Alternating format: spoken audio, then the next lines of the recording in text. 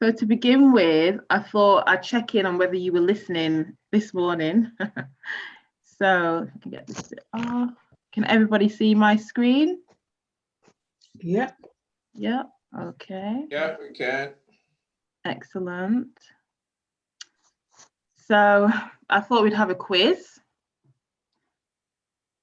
So it's just 6 questions. So as I said, I want it to be an interactive session. So I'm hoping that if you just either jump in and say what you need to say. If there's a hands up function, you can use that, and I'll try and get round to everyone. But please do join in, and then we'll just discuss the answers as we go through. So move that out of the way. Oh. So almost 50% of pastors admitted that they never speak to churches in sermons or large groups about mental health. Do we think that's true or false? So 50% of pastors don't speak to churches in sermons or large groups about mental health. Do we think that's true or false? Pardon? True? Yeah. It's true. Yeah, exactly. So I don't know, apart from this morning, when the last time is that we would have had a discussion about mental health or a sermon about mental health in church. I certainly don't think I've experienced one.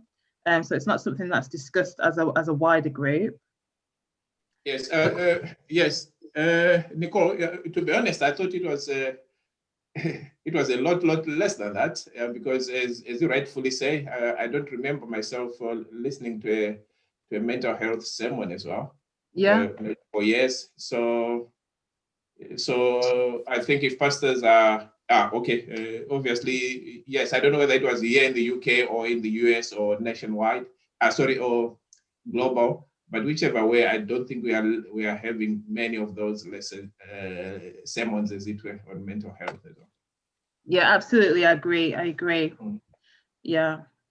So in terms of poor mental health management, does that increase the risk for long-lasting chronic physical conditions such as heart disease, stroke, cancer, or all of the above? So what do you think it is? The answer is A, B, C, or D. So poor mental health management increases the risk for long-lasting chronic physical conditions. All of the above. All of the above? Could be. Yeah. All of the above. All of the above. Yeah, no, that's the correct answer. So Joanna touched on it this morning in terms of emotional repression. So when we do not process our emotions, essentially emotions are the physiological. So they sit in the body, whether we process them or not. And when we don't kind of deal with them, then what happens is they can be stored, as cortisol and responding to the stress. So then we're carrying the stress within us as opposed to dealing with our issues. And when we're increasing the cortisol in our bodies, essentially it's impacting our autoimmune system, so our ability to fight disease and to fight illness. And that's why it increases our risk of these serious conditions. And also it impacts or it increases the risk of premature death also. So that's something to really, it's quite significant. There's very strong research about this. So it's important that we take it on board. I don't know if there's any comments on that. Going back to the first question, I was trying to come in there, but I was muted.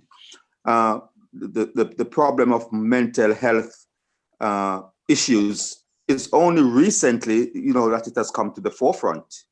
So I wouldn't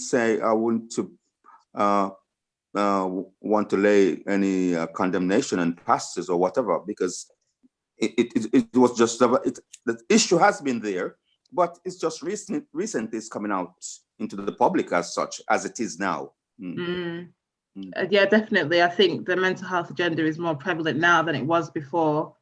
So I do agree with that. 10 years ago, maybe 6 years ago, it wasn't as prevalent as it is today.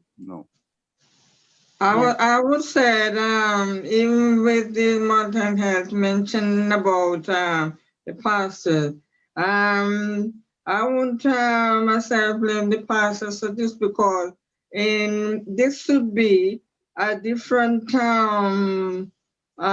section in the church, because we have health safety or health ministries. That I think that is their part to be saying it, because I think it's impossible for a pastor to be preaching a sermon and he wouldn't be able to explain much about mental health here.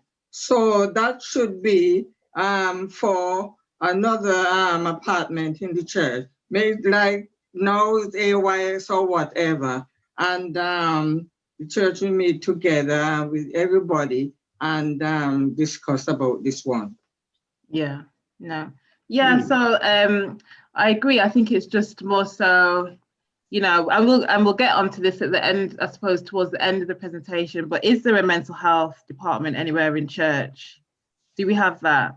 So I suppose what this is, it's just quick kind of facts, but it's just, I guess, highlighting about what we know or what we experience of mental health and faith and I suppose emotional resilience as it is now. So it's not to place blame on the pastors, it's just what they admitted that, you know, and it could be for lots of different factors as people have discussed. It could be because they don't have the knowledge or confidence to be able to speak about it, or it's not as prevalent as Brother Coke was saying, as it is now. So there might be lots of reasons for it, but I suppose it's highlighting that as a church, we don't often have these discussions, but mental health is as important as physical health. As you can see in terms of the data, as if you don't manage your mental health, the impact that it can have on your physical health and serious health conditions and the, I suppose, you know, premature deaths and illnesses and things like that. So it's very important, I guess,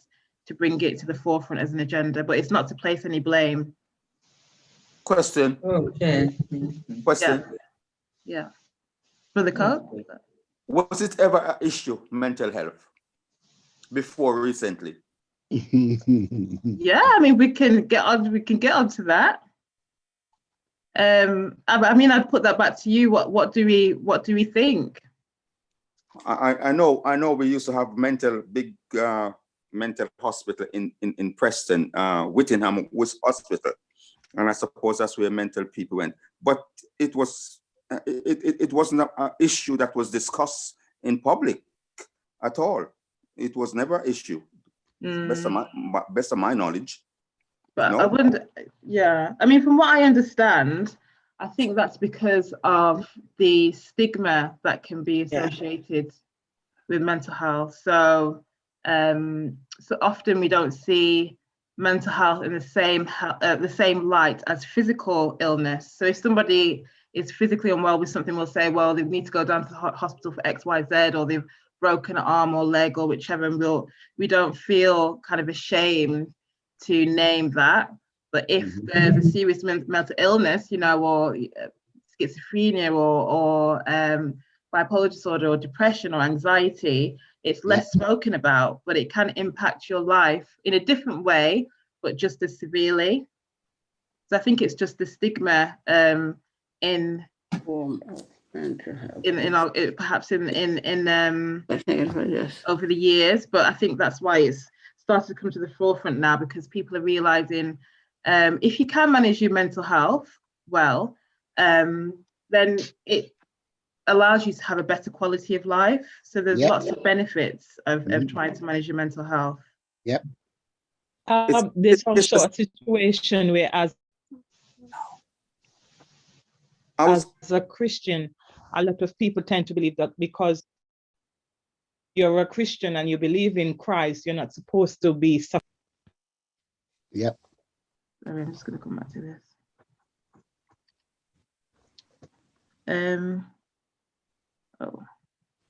Yeah, sorry, I just wanted, because I feel like people want to comment, so I just want to be able to see everyone properly. So who was that who just spoke? Sorry. I think that was Joan. Okay. Sorry, Sharina, sister. Hi, yeah, sorry, I didn't hear what you said, Joan. I was saying that there's this thing that people believe that just because you're a Christian, Yeah. and because you're Seventh-day Adventist in Christ and you study the word, that you're not supposed to be suffering with depression. And I think that's a wrong way of thinking. Just because you believe in God doesn't mean you don't suffer from these things. Yeah. So we'll definitely look at the link today in terms of actually spirituality and faith and having a belief in God is actually a very significant protective factor for mental health. Yeah. So what we're doing in church in terms of having a community and supporting one another and having a sense of hope and optimism and belief, beyond us, it is very protective for your mental health. But I think it's also about faith in action. So we can believe in God and that helps. It's very important. But also, what can we do practically to encourage good mental health as well? So it's both of those things. Yeah. Yeah. So I'll just bring it back onto the quiz if I can try and share the screen again. Oh, that's right. Go on. Nicole. Hello. Hello. Hi. Hiya. I could say that I agree with the things that you've said, and I also agree with the question that David was asking. Nowadays, mental health has a very large impact on everybody's life. If your life is not even and you are on a pendulum, and if it swings one way or the other, you've got a problem. And with the virus, with illness, with stress, with every aspect of sin, everybody has some sort of mental issue. It's how you deal with it. And those who believe in God has a better chance and a better life, because you can lean on God and that God is there to support you. Yeah. But in the olden days, when women had children out of wedlock, that's what Whittingham was for. They used to lock them away. And now, because of the shame, they didn't want to deal with it. But now, as you said, it's more prevalent. People are more openly saying, I'm struggling with this, or I'm struggling with that. And there is more help because they can see the effect, what it's doing to others. So us who believe in God, we've got that support there. And I think something is needed in the church.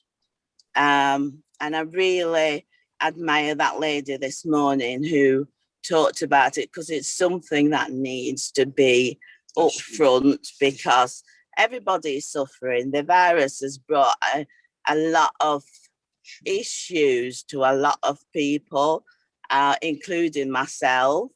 And therefore, if it's something that is openly discussed, you can put away the shame and all the different issues that goes with it, and you can get your life back.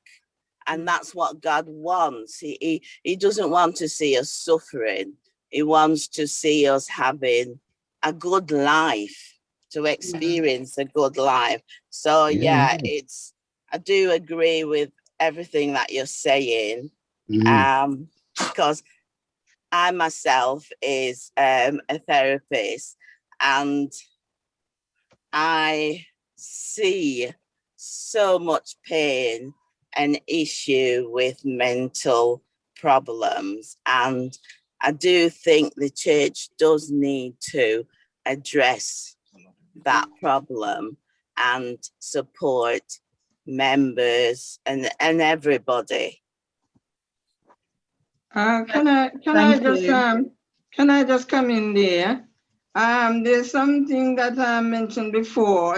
As Seventh-day Adventist Christian, that we don't think that that we were taught that because you're Christian, you doesn't get sick. There's never anything at all like that, because being a Christian, we know that sickness come upon everybody.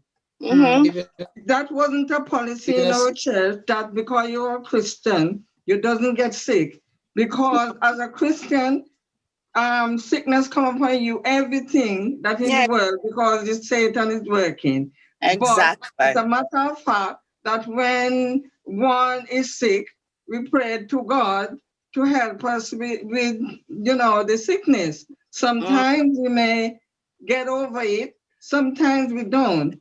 But the answer at the end is God own. So that thing with believing that we doesn't get sick, no, that isn't the solution to it. Yeah. So I think it's I'll just take one more answer and then we'll move on. Sorry. Now, I was just quoting a text where he said that above all, I wish that all thou mayest prosper and be in good health, even as your soul prospereth. Yeah. Yes. Yeah. Yes, I was going to suggest that. It's quite. It's quite. No, I think mental health is always an emotive topic, and obviously in divine worship, there's not space to talk about it and go back and forth. But we can have space to talk about it here. But so it's not. So I just want to reiterate. So these facts, they're facts. They're not to attack anyone, but that's not within the. It's not all within the church population. It's generally speaking.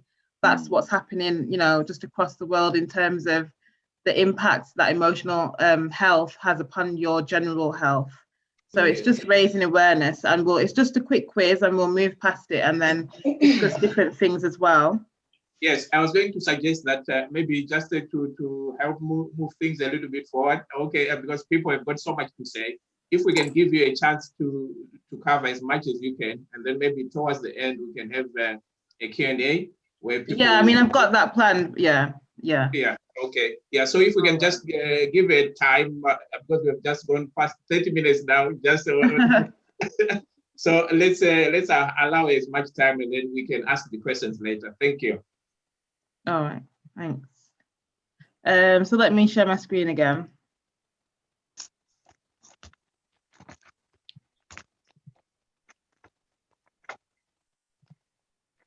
Okay, so I think Sister Norma covered this one. So how many people will suffer from common mental health illnesses such as anxiety or depression in the UK? So that's generally, so that's actually 1 out of 4 over a year. So in terms of, I don't know how many people are in this meeting, 20 or however many, but a quarter of us, at least 5, may suffer from a common mental illness such as anxiety and depression. The thing is, it's not always diagnosed. So we may have these uncomfortable sensations and things that we feel in the body that we don't always pay attention to. But we are still experiencing it, and it does impact on our quality of life. So 4, if you know someone with poor mental health, you can help by checking in with them to let them know you're supportive, signposting them to mental health care, educating yourself on mental health, and sharing the facts. So you can do all of those things to support people with mental illness or poor mental health.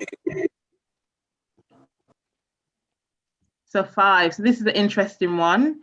So half of all mental illness develops during early adolescence, so between the ages of 10 and 14. Do we think that's true or false? True. Yeah. I would want to say it's false, but if it's true, then that is terrible. Yeah. Yeah. So it's actually true. And with the pandemic, the kind of impact on young people in terms of because naturally young people, the brains are still developing physiologically, so but the brains are still developing. So in terms of the resilience, they haven't developed it yet. That's why adults would tend to be the guide for children. That's why they are more resilient than children. So dealing with all this change and transition and lack of control about their life has seriously impacted upon their mental health and their sense of self. When you don't have control of your life, you feel as though, well, who am I? Where am I going? And what's going to happen next? So mental illness has increased as a result of the pandemic. Certainly the referrals to children's mental health services have increased. And it also goes to reflect how important it is, I suppose, as parents. I'm a parent, on how we support children with their mental health. So I think boundaries are very important for children. So having clear boundaries, so again, they know, I suppose, what's going on for them, what is helpful, what would be unhelpful. But at the same time, I think it's important for children to have a space to be able to talk about the way that they feel and to be able to express what is going on for them. Because if you don't deal with it in adolescence as a child, as you can see from this kind of question here, then they will take it into adulthood and have to deal with it there alone anyway. So I think it's just to raise the awareness of how important it is, I suppose, as a caregiver or when you're around children, to be able to nurture them, but give them space to be able to speak about their experience as well. But with clear boundaries about, who is adult, who is child, but a place to express themselves. And 6, so this is the last one. Mental illness is caused by A, lack of spirituality, B, lack of willpower, or C, a number of factors, including stress or traumatic life events, biological factors, and long-lasting physical conditions such as heart disease. So what do we think the answer is? I would go for C. I would say B and C. Well, say. Yeah, exactly. Everything. Yeah. Yeah, so C, so all of them. So as Joanna was saying this morning, the stress or traumatic life events, also perhaps our predispositions. So we can be predisposed, we can be born with the chance of having a mental illness, which is carried through families. It may emerge or it may not, depending upon the level of stress that we encounter in life. So if as well we have good, I suppose, mental health practices which increase our resilience, it might be that we manage our mental health, well, and we're not so impacted by an underlying mental illness. But where there's a lack of coping strategies, then it can emerge and you can see it present, I suppose, more visibly. So that's just to make a note of that. So that was just that. So today, I don't know if we're going to have much time. I'll probably have to skip over a few slides, but I just want to cover again what is mental health and what is emotional health, because we talk about them kind of like in the same bubble, but actually they're a bit different. And then helpful and unhelpful strategies to manage emotions. They were kind of touched on this morning. And I wanted to discuss with the church a mental health action plan for the Preston Seventh-day Adventist Church. So I wanted to know, obviously, I'm not physically in Preston, but I just wanted to know what the mental health provision was, and if there was anything that we could do as a church to take a step towards putting something together, and then question and answer. So mental health, so the World Health Organization define mental health as a state of well-being in which the individual realizes his or her own abilities, you're able to cope with the normal stresses of life, and can also work productively and fruitfully to be able to contribute to your community. So for me, in that definition, the things that stand out are ability to be able to cope, being able to recognize your own strengths or abilities. So what am I good at? What's going to carry me through this time, through this challenge, through this transition? And then unfortunately, I think that society tends to measure mental health by our ability to contribute. So our ability to work or to make money to put back into the community, which is in itself quite stigmatizing, because there's different ways that we can contribute to our community. But I think that's unfortunately one of the measures, especially within the NHS. So mental illness changes a person's behavior, patterns of thinking, or emotions. Or ability to regulate emotions. So if you think of someone who may have had a recent significant life event, when you think about, okay, well, how do I know if this person's not feeling quite well? You might see a difference in the way that they behave. So they may isolate themselves more. They may not be as talkative. They in terms of the thinking patterns, they may not be as optimistic as they usually might be, and their emotions, they may be quite low. Or the opposite can happen. If there's a change in someone's life, it may impact on the behavior, and they may act more erratically and impulsively and make rash decisions, and they may not be kind of making rational decisions about things, and may have very upregulated or high expressed emotions. So, perhaps displaying more anger or irritability, and not being able to kind of manage the way that they're feeling. So that's how we might see if there's a shift in somebody's mental health. And it's also to note, again, as Sister Norma was saying, that good mental health is not the absence of mental health challenges.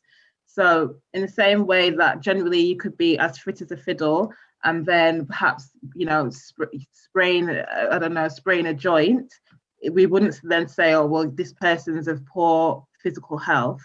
We might just say, okay, well, they'll recover from that and they'll continue and move forwards. And it's the same for mental health. So just because you may respond to a stressor in your life and may have a dip, as Joanna was saying this morning, it's about our ability to be able to adapt to that change and respond, and the capacity to be able to manage the way that we feel, to be able to come back and function at a level which we were functioning at before, or to be able to cope with life's challenges. So everybody will experience mental health challenges, whether it's in, a response to a loss, or, moving house, or, a new relationship. We will all respond. We will all experience mental health challenges at some point in our life. So this is not a long discussion, but I just wondered if in the Bible, if anyone can think of a story or somebody that experienced mental health challenges. So I'll just take kind of two answers. So a person in the Bible whom you felt dealt with mental health challenges. David. David did, yeah. David? Yeah. Yeah. Job. Someone's put in the comments, Elijah. Yeah. Yeah. I had as well. Job. Job. Yeah. I had as well King Nebuchadnezzar. I don't know if people agree with that. Yeah. Okay, so mental health has been, even though we might have not discussed it within our community historically, it's been apparent in the Bible. It's been there. People have had mental health challenges. So I suppose it's something that we can come to try and manage. So just one moment.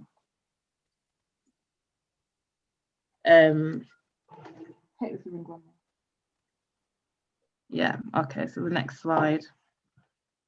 All right, so what is mental health? Sorry, what is emotional health? So this might be a bit complicated, but basically an analogy. So if you think as mental health as like the hardware, the outer, the encompasser, the carrier, I guess, of the health, of the mental health. Essentially, when you buy a computer from a shop, it comes as it is. Our DNA is as it is. That's what we're born with. If we have a chemical imbalance, that's it. That's what we're born with. So we can always take medication. We can practice, holistically, and have very, good health practices to try and manage these things. But this is what we come with. But when we think about our emotions, we can think about that as the software for the computer. So if you don't have software on a computer, you're not able to engage or interact with that computer. You might want to type on the keyboard, but there wouldn't be any letters or numbers that come up. You need to have the software there to communicate, to be able to manipulate what it is that's going on. Sorry, just bear with me. Ariana, do you want to say hello to everyone? Hi. Hi, Ariana. Hi, Ariana. Hello, Ariana. Yeah, sorry. So software, that's what our emotions, that's what helps us to, I suppose, that's what's flexible about us. That's what we can work on in order to have a better quality of life. So if you think about in terms of the an environment, if we get a virus on our computer, what do we go and do? We would go and update it, or try and see if we can reprogram the software, essentially through things like coming to church, talking about the way that we feel, perhaps going to therapy, doing these good health practices, good exercise, clean diet, things like that. We're able to reset the software so that we can have a better use of the computer, a better quality of life for ourselves. So emotions are what we can manipulate and work with to improve our overall mental health, but it is slightly different from our mental health. Does that make sense to people? Yeah. Yeah. Yes. Yes, Yeah. it does. So that's why there's such a focus nowadays. I think the research and evidence is starting to show, in terms of emotional intelligence and emotional IQ and all this business, that it's this is what we can improve or work on in order to build our overall resilience. So that's why it might be more at the forefront these days. So I don't know if you can see this map of a body map of a person.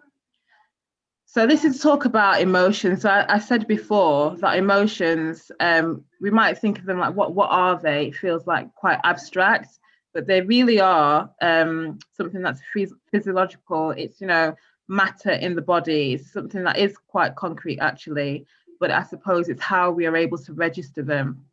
So we would have a personal experience, so a trigger, we might call it. So I don't know, for example, if I'm scared of a spider, if I see a spider, that's the trigger. Then that will elicit a physiological response. So in terms of the emotion that I feel in my body, I may well feel perspiration, so I might sweat, my heart might start racing, my palms might be sweaty. In terms of my body language, because now I'm feeling fear, it may well be closed, trying to flee away from the situation. So before I register in my mind that I'm having an emotional response, I'm feeling it in the body. And I think that's what is often missing from all these kind of discussions about mental health. It's like, where does it start? And the thing is that it starts in the body, in terms of these responses, and it's what we do with it. So then there's I suppose, well, not an option, but there's two things that we might do. So we may well, acknowledge that we feel feel fearful, and we might cry, we might run away, we might take time to go for a walk to bring down our heart rate, to bring down our body temperature, and all of those types of things, in order to process the emotion and talk about the experience with someone and say, I was so scared. I know it seems ridiculous, but it made me feel X, Y, Z. We might do that, or we might just say, how ridiculous, it's just a spider. Spider is only small and we should just deal with it. And then, and this is just an example, but this is how emotions work. And then what happens then, if we just put a lid on it, that sits in our body, and it will continue to impact us subconsciously, even if we're not thinking about it. So emotions are also different from feelings. So emotions, as I said, is what we feel in the body. And then our feelings is, I suppose, the cognitive process. It's what we think about what we feel. So if in the past, when I saw a spider, I was encouraged to, initially feel like, oh, that's nice, how interesting, a spider, and, was curious about it and thought to explore it. Then when I see that trigger, I might just think, oh, well, that's, yeah, no problem. Whereas if in the past there's been lots of, fear and high expressed emotions and screaming when there's, when the spider's been sighted, then I remember that this experience is negative, and then the feeling that I'm left with, the sense that I make of that trigger, is that this is negative for me. This is a negative experience, and that is all about our perspective. Yeah, so our emotions might be one thing, we may feel one thing, but the sense that we make of that experience is about what we think.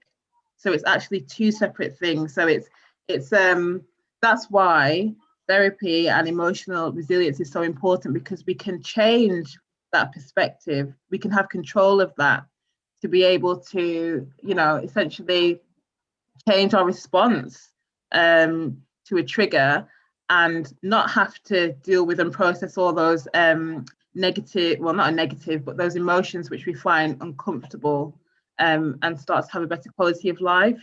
So that's just an example. Yeah. So I wonder if you could just shout out on that body map, if you were stressed, so say you had to sit an exam, how would you actually know that you're stressed? How would you know?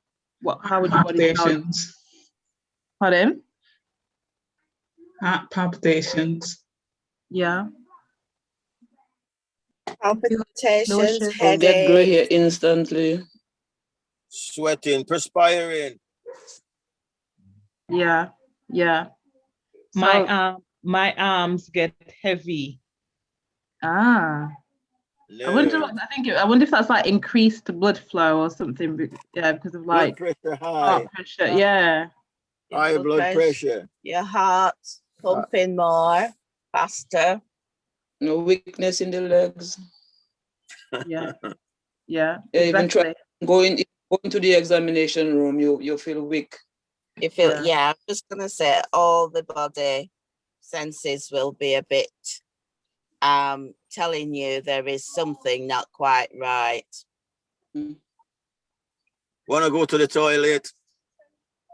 Yeah, that's a common response, because they call it the fight or flight kind of response. Yeah. So we have our emotional brain. So when we're triggered, we'll automatically go into this fight or flight mode. And in preparation for being able to run away, our body will want to get rid of anything excess. So if we need to go to the toilet, our body will signal to us to do that, to make us lighter to be able to go and run away. Yeah. So it's so that can be a common kind of response.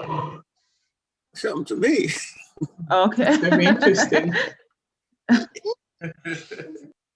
Exactly. All right, thank you. So moving on, if it will move. Okay. I don't know if you can see this. I don't know if the things are covering this. Fear, emotions. Fear, anger, this. Yeah, I don't know. Sadness, surprise, happiness. Yes, I can see it. Yeah. So, I mean, psychological literature, it doesn't necessarily agree, but these are 6 basic emotions they say that all humans share. So fear, anger, disgust, sadness, surprise, happiness. So core emotions that we, no matter, every baby born would have these experiences, which, when I think about a baby, I think I can see all of those in a baby. Disgust, when you give them something to taste that they don't like for the first time. That's a strong reaction. And of course, happiness, you can easily surprise them. Sadness, when they're separated from the caregiver, or, their needs aren't, they've got a dirty nappy, whichever. Perhaps anger, the same, when they're separated, or that develops, and fear as well. But can you name any more emotions? This is just general. Do you know of any more emotions that generally as humans we experience? It's frustration and emotion. Yeah. Mm-hmm. Yeah. Okay. Frustration. Pain. Pain. Mm-hmm. Yeah. There's not really any right or wrong answer to this. It's just what we experience. Pardon? Just go back to your list there. How does a baby demonstrate anger? So that might be in terms of definitely as a toddler, you would see them. So it might develop a bit later, but as a toddler, you see them have the tantrums and anger when they've been separated from an item that they wanted to have, or something like that. I think anger when they're crying and they're hungry, and that could be really irate. Yeah. Sorry, can I just respond to that? I think Brother Court said, how does a baby display anger? Obviously, as someone who's worked with babies, often babies do display anger. If you take time with the baby, you will realize they have different cries. And that's how a baby may express their crying in their behavior and through how they cry. So babies will have a different cry for a hunger cry, a different cry for pick me up, I want you to play with me, a different cry for anger. And in their actual behavior and movements and eye movements, you can actually see the different types. Thank you. Yeah. Thank you for that. Exactly. So that's just awareness of emotions, basically. So then this was touched on quite a bit this morning, so we don't have to kind of labor on this, but I suppose it's unhelpful ways of managing our emotions. So all these things, so dismissing our emotions, avoidance of expressing our emotions through, for example, crying. Often people associate anger as a negative emotion, but emotions aren't negative. I think that they are a message to tell us some information about ourselves. So maybe a boundary. So we might feel angry when we feel that somebody is, perhaps disrespected a boundary of ours. But also it's important to note that there's a difference between anger and aggression. So anger is quite healthy. It will tell us that, I need to change then perhaps my approach to this. Anger can be motivating. I'm trying to think of an example when I might feel angry if I failed a test, I might feel angry with myself, and I think, well, do you know what? Next time I need to study harder and do better, so it can give us drive. So it's important to differentiate anger from aggression. That's a different kind of display of behavior. But anger, at its most basic level, is important information. All of our emotions are important information to tell us something about ourselves. If we feel fear or anxiety, and this is, I don't know, something that we often talk about, like our gut feeling, they might call it intuition now, in terms of it may be that our body is responding to the situation more quickly than our brains are thinking about it. And as I said before, our emotions are physiological, we feel them first.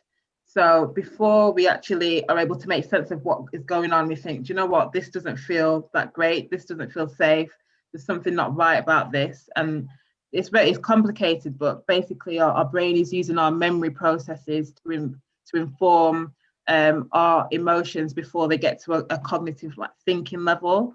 But it's important to be able to acknowledge your emotions so that you can then work with them. How do you build your emotional resilience if you don't know what your emotions are? If you don't know how you feel, how can you say, well, let me deal with this in a different way if we've not dealt with it at all to begin with? So I think it's important to be able to express our emotions, be able to talk about the way that we feel. I mean, I'm guilty of this. If someone says, oh, well, what's wrong? How you feel? Oh, I just feel stressed. I just feel upset. You know, that's not necessarily naming the way that we feel. Actually, I might feel absolutely livid, angry, or I may feel really scared about something.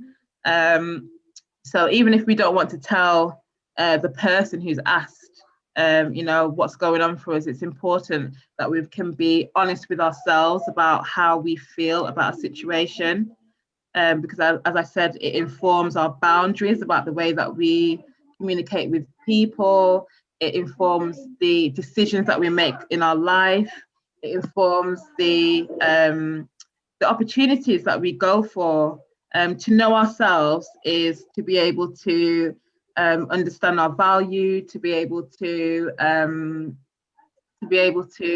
understand what we want for our life. It's our sense of self. So it's really important to know how you feel about something.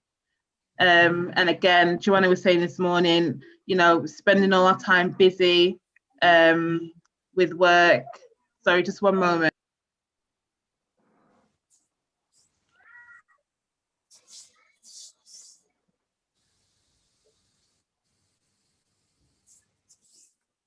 Sorry, I didn't know whether you could hear Ariana in the background. No. Okay. But yeah, so spending a lot of time busy with things. So it might be that, again, there's a stressful event, like maybe a relationship breakdown. And what do? We throw ourselves into work or keeping ourselves busy, helping out other people, exercising, with which you think, well, these are healthy things. This is what I should be doing. This is what is good for my mental health. But if it's at the detriment, or if it's in order to avoid thinking about an issue or working through something, then overall it still isn't that helpful. So it's really difficult, but it's about finding a balance. Mm-hmm. So other signs that we may, and these are general, not necessarily for the church, because self-medicating is there, but I'm just saying this is what happens in the people that I treat and in the real world. That, you know, we might avoid spending time alone with our thoughts and feelings. You know, we don't want to think about it, so we always try and meet up with people and be in groups, and so that we don't have to sit alone with what we're feeling. Self-medicating, I think that's self-explanatory. You know, people may use drugs and alcohol to manage the way that they feel, and that's a typo. But being led by the emotional brain, so I mentioned that before. You know, we have our emotional brain, which is comprised of different parts of the brain physiologically. But if we were relying on our automatic responses, which is what comes from our emotional brain, then I guess that can lead to more impulsiveness and a lack of kind of rational thinking and being able to weigh up the pros and cons and the risks of decisions. So it's important to be able to not repress our emotions and push them down, but also not just to let them run rife. There's a balance. It's important to have self-control, and the Bible does say that it's important for us to have self-control as well. So it's just to make us aware of unhelpful ways that we may manage emotions. And this is, I'm sure everyone will probably know this, but yeah, just where it talks about emotions in the Bible again. So in Genesis, Joseph was weeping again. Cain was angry. In Exodus, Moses fled Egypt because he was fearful. In Samuel, King Saul became depressed when he received God's message. that he'd been rejected as king. And Judas killed himself because of the guilt he felt after betraying Christ. So these emotions, again, prevalent in the Bible, and they can have such an impact when I'm talking about life decisions. And I suppose if we're not knowing how we feel, how then can we know what we want to do, and how can we have a sense of self? You can see in the Bible, what happens, I guess, especially with the last one. Judas killed himself because of the guilt that he felt. You can see that how strong emotions are in terms of our ability to make decisions about life or impacting them. So again, important to pay attention. So how do we find a balance? Well, I think between faith, emotional resilience, I think it's hope. So hope is at the heart of spirituality and faith. So as I was saying before, there's a positive correlation between a patient's spirituality and religious commitment and health outcomes. So there's lots of research that if a patient has a belief in God or other, then they're I suppose they're able to recover in a different way to people who may not have the same beliefs. And that's just because of the mindset, because of the optimism, and that comes with hope, because hope is forward thinking, isn't it? Hope is thinking about future. Hope is thinking about, we're going to go to heaven, and we're going to live eternal life. When we've got that hope, I suppose in terms of again, going back to like a physiological level, if we're thinking about the hormones that are released, it's a buffer, isn't it? It's a buffer. So if we're, I guess, stressed out and we're having lots of cortisol that's produced, on the opposite end of the spectrum, if we're able to have this hopeful mindset, this optimistic mindset about there's something, God can help us to manage this situation, or there's a better future for us, then that in itself helps us to regulate our emotions, and the negative or the harmful emotions or hormones which could be released in our body, or the harmful levels. So spirituality is very helpful in the prevention of illness. And I think as well, just to say about hope, I think that hope, it's not dismissive of emotions. I think hope acknowledges, that there's a struggle and there might be pain, but that there is something better in the future, which I think is very powerful. And just believing that we have the will and the way to be able to, through God, get to, a better destination or a better outcome. It's very important. So just kind of rounding up. So I still don't know if you can see the title, but this is just, emotional resilience. So what encompasses emotional resilience? Our ability or our capacity to be able to adapt, our capacity to recover from stressful life events, being able to find a middle ground between thoughts and emotions. So as I said before, not just being led by our emotions, and not just being in our thoughts and thinking, well, everything's going to be fine and that's it. It's fine. It's being able to acknowledge this is how I feel, and then weigh up and rationalize. But if I think about it from the way that I feel and also what is practical, this can be the outcome. So finding a middle ground and then living faithfully in the present moment. So we have our hope, but also understanding that there's things that we can do right now in the here and now to be able to help ourselves. So essentially, faith in action. So then these are all the things, this is research, but these are the things that can help to build our emotional resilience. And as I said, I've called this faith in action. So as Christians, how can we maintain hope, but also understand that there's something that we can do to help ourselves? So affect labeling, how do I feel? So just being able to name our emotions. You can do that through different things, through prayer. I think, I don't know, sometimes that's the first thing that I will do if I'm in a like an overwhelming situation and there's no one else to talk to. You just talk to God and say, what's going on here now, you know, and just learning to speak to God about how you feel about a situation, and I suppose not feeling guilt that you may have an emotion in response to something, because God would understand that. You can see in the Bible, God has seen that many time and time over. So we shouldn't feel guilty about talking to God about our emotions. Journaling, so being able to write down how we feel, having explicit communication with trusted peers or family. So I guess it's not everybody you would trust with what is going on, you know, deep down internally for you, or how you really feel about a situation. But if there is somebody that you do trust or you can trust, then it's helpful to really tell them, well, this is how I actually feel about the situation. I know I've been keeping this brave face, or I know that I've been trying to hold this together, but actually, you know, it's eating me out on the inside. This is what's really happening.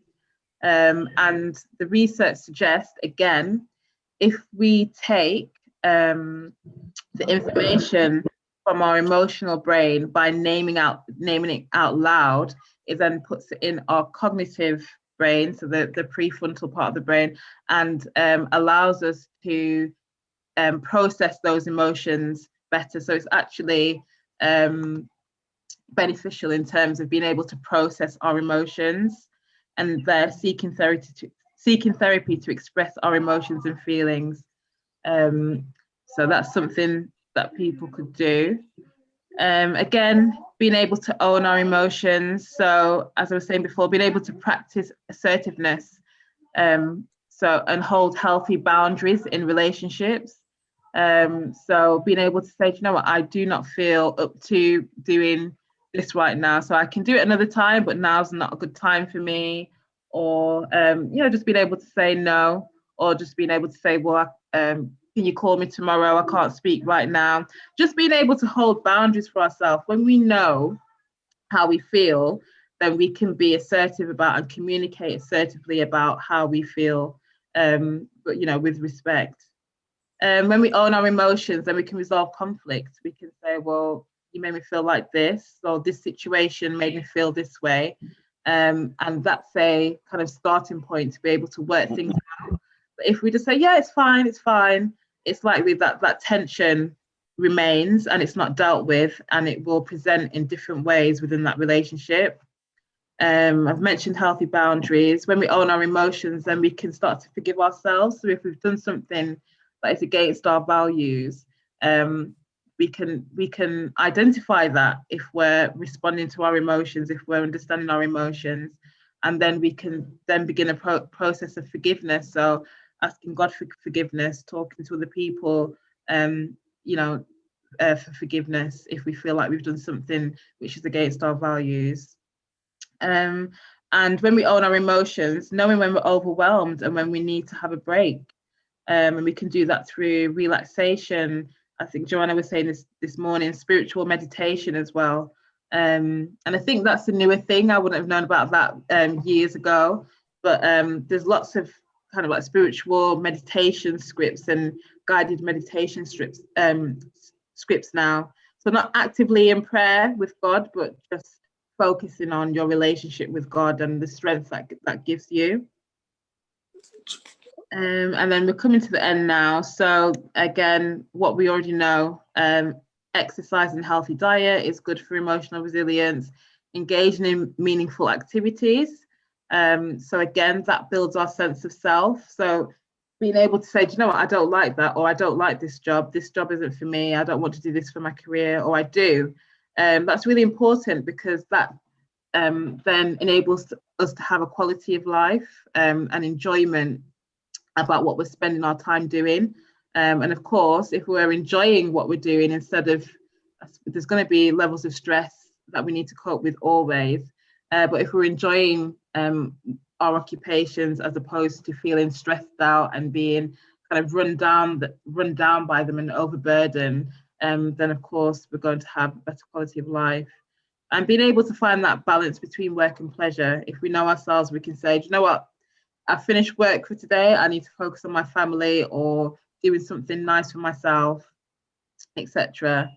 And then the final and maybe most important factor is engaging in a supportive or / spiritual network. So as I said before, the research shows that spirituality is a massive protective factor for our emotional health, and also in terms of just good mental health.